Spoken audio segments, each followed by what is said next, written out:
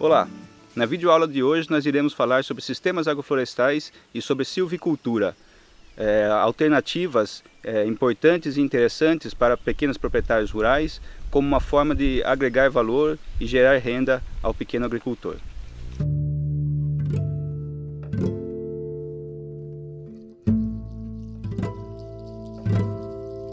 Os sistemas agroflorestais, eles podem ser separados em dois módulos, duas maneiras diferentes de a gente fazer. Uma maneira onde a gente vai consorciar só espécies florestais com culturas agrícolas, e uma outra maneira que nós chamamos de silvipastoril, onde nós vamos consorciar as espécies florestais com o manejo da pastagem, com o gado dentro do sistema. Nesse sistema onde a gente vai colocar o gado, é importante a gente pensar no espaçamento entre as linhas de árvore, para deixarmos grandes espaçamentos, em torno de 15 metros, entre as linhas de árvore, para possibilitar a entrada de sol e o crescimento da pastagem nessas áreas onde a gente não vai estar, onde a gente vai pretender cuidar do gado só.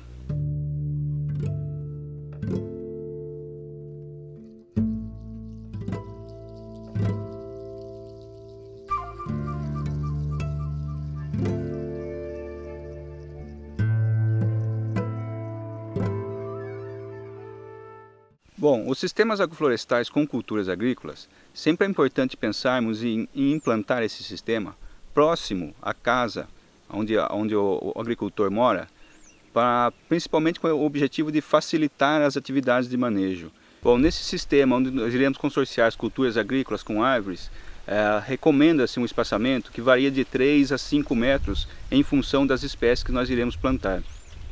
Mas de maneira geral, o espaçamento de 5 metros ele é bem interessante, porque possibilita uma diversidade maior de espécies a ser plantada dentro do sistema.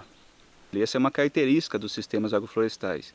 E essa diversidade de espécies tem uma série de benefícios, porque ela começa a gerar renda desde o início no sistema, ela gera diferentes formas de matéria orgânica, com tempos diferentes de decomposição.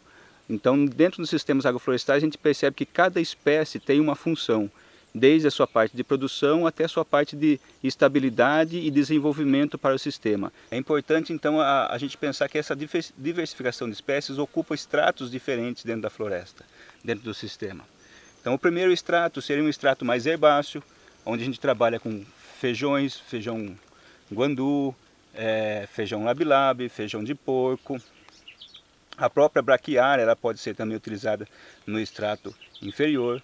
A partir disso a gente começa a usar extratos intermediários. Esses extratos serão ocupados por café, citros, outras culturas frutíferas de porte médio. E um extrato superior a gente começa a poder ocupar com banana. E ainda o superior à banana vão vir o extrato arbóreo mesmo, com as árvores que irão gerar produtos no fim, sejam produtos florestais não madeireiros ou até mesmo produto florestal madeireiro.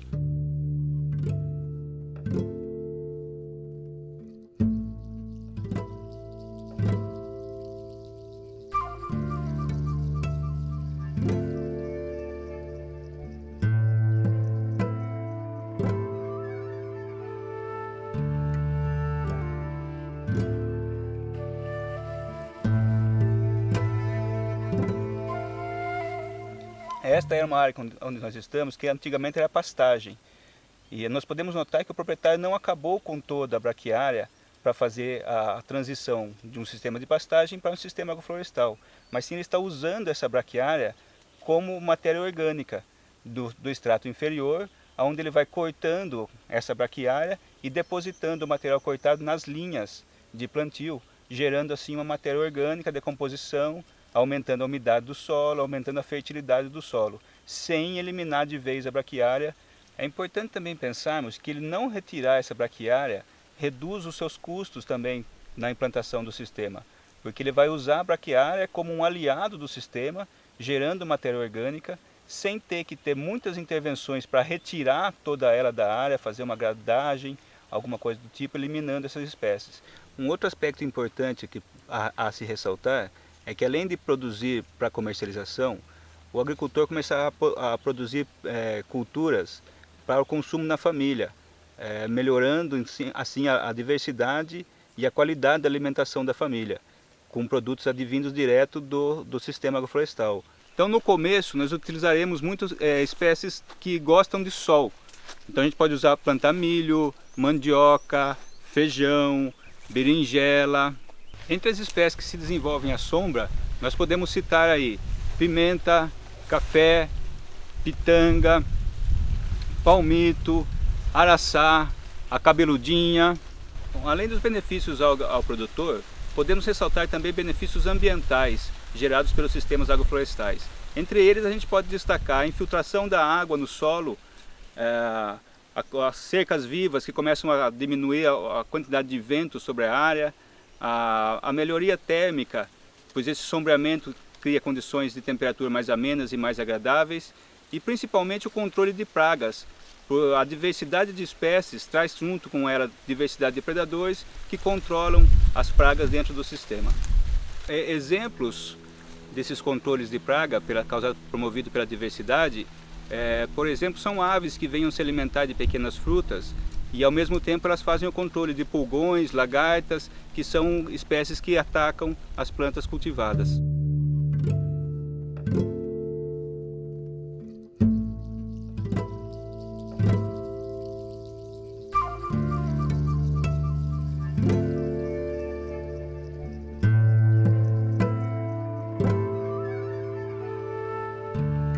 Um outro aspecto importante é com relação à fertilidade do solo. Então sempre é recomendado inicialmente fazer uma análise de solo e anualmente repetir essa análise de solo. Nessa análise de solo, uma das variáveis mais importantes é a acidez do solo, ou seja, o pH. É importante nós sempre termos solos neutros, ou seja, não com um pH muito baixo, como normalmente acontece nos nossos solos naturalmente. Quando o pH estiver baixo, é recomendado fazer a inserção de calcário para corrigir a acidez desse solo. Também é importante, havendo poucos nutrientes, como nitrogênio, fósforo e potássio, fazer a inserção desses nutrientes no início do plantio e anualmente ir acompanhando se há necessidade de fazer reposições. Um dos aspectos importantes do cultivo mínimo do solo é a manutenção da matéria orgânica sobre o solo. Então nós vemos que aqui, por exemplo, a grande quantidade de matéria orgânica que a gente tem, e essa matéria orgânica vai se decompondo e vai trabalhar a fertilidade do solo. A gente consegue ver um solo com uma característica muito boa, bem aerado, úmido, com bastante presença de água e muito rico em nutrientes por todo esse processo de decomposição que acaba ocorrendo sobre ele.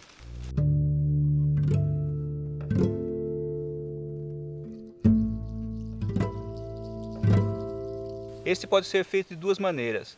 Se o preparo do solo for mecanizado, poderemos subsolar, criando sulcos nas linhas de plantio.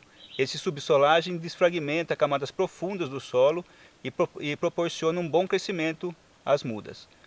Quando o plantio for manual, recomenda-se que abram-se berços com 30 por 30 centímetros e com 50 centímetros de profundidade, para que possa desfragmentar o solo na maior área possível, facilitando assim o crescimento das mudas quando forem novas.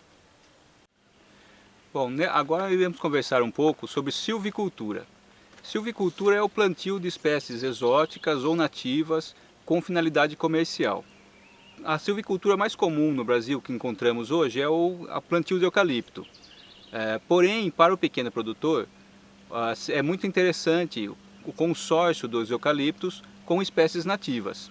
Esse consórcio traz uma série de benefícios, benefícios econômicos e também benefícios ao produtor por as espécies nativas consumirem menos água do que o eucalipto, do que o manejo que é feito no eucalipto.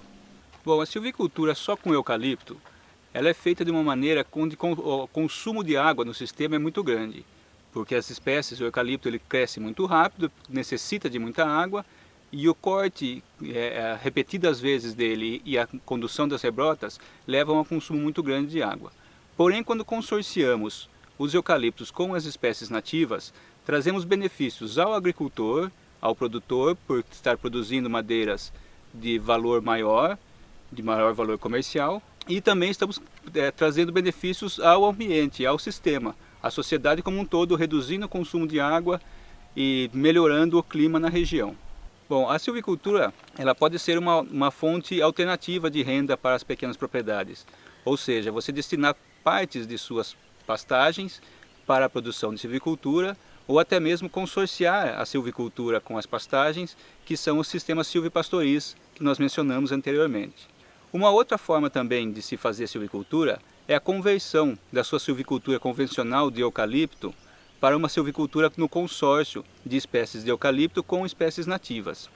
Essa substituição ela pode ser feita gradual, onde nós iremos com o tempo realizando desbastes no plantio de eucalipto, e no lugar das árvores de eucalipto retirada, nós entraremos com espécies nativas, espécies de ciclo longo, as espécies conhecidas como climácicas ou secundárias tardias, que têm um crescimento lento e que precisam de sombra para crescer. Então esses eucaliptos remanescentes na área irão fornecer a sombra necessária às espécies nativas para que elas possam se desenvolver.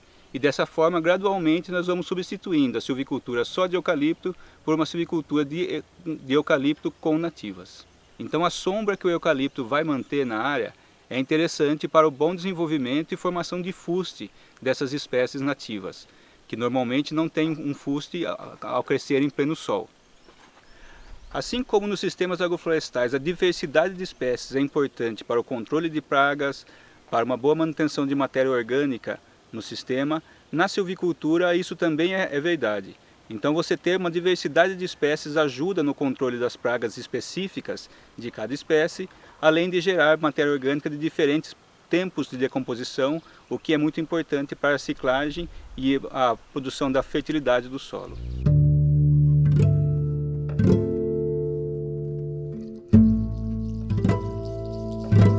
Essa diversidade, além de trazer benefícios ao produtor, gerando renda com uma diversidade de produtos, ela também traz benefícios ao sistema como um todo, à sociedade como um todo, trazendo mais diversidade à paisagem e criando uma paisagem mais sustentável, mais biodiversa e dessa maneira com mais segurança hídrica também para a nossa região do Sistema Cantareira.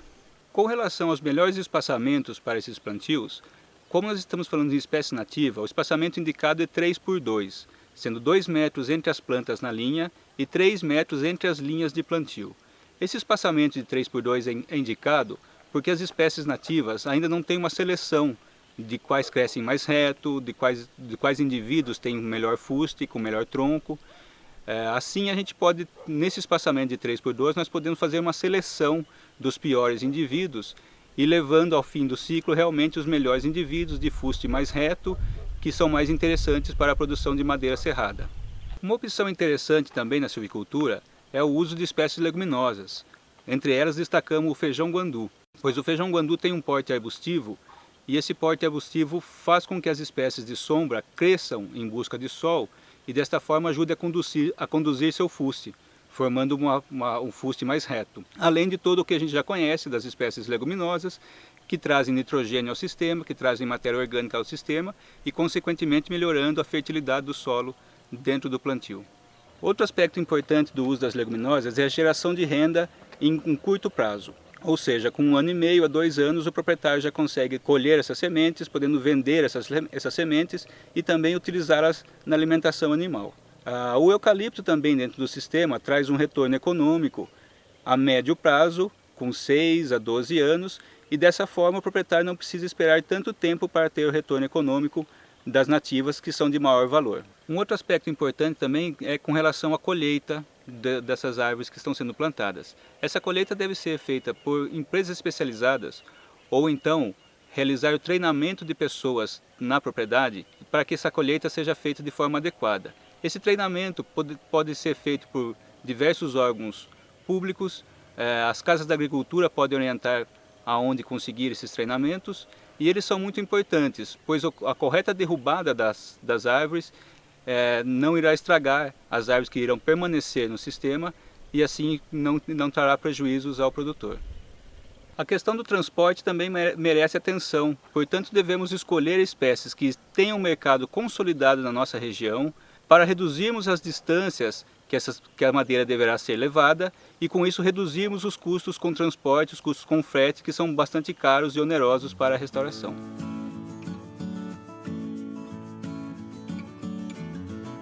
Produtores rurais, crianças, jovens, professores e toda a comunidade são agentes de conservação da água.